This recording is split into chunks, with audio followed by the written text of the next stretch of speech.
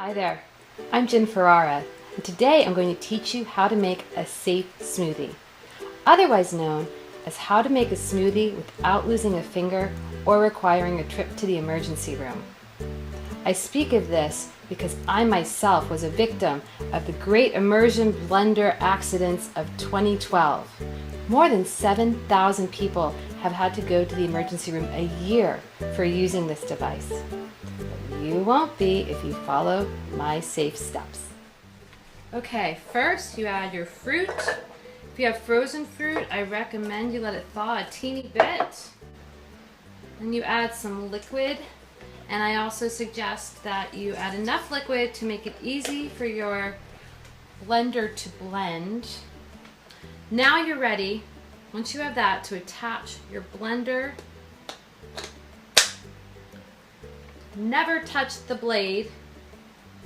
Before turning it on, stick it all the way into the fluid, and then using the button on the blender, do quick bursts.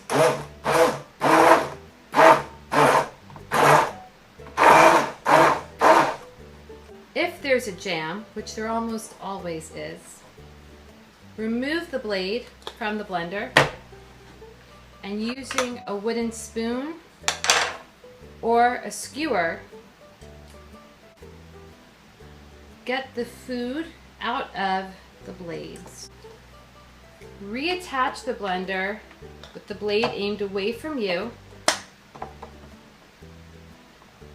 Reinsert the blender and finish mixing your drink. When you're all done, again, remove the blade from the blender and put it in the sink, far away from your fingers. And now you have a smoothie, safe and finger-free.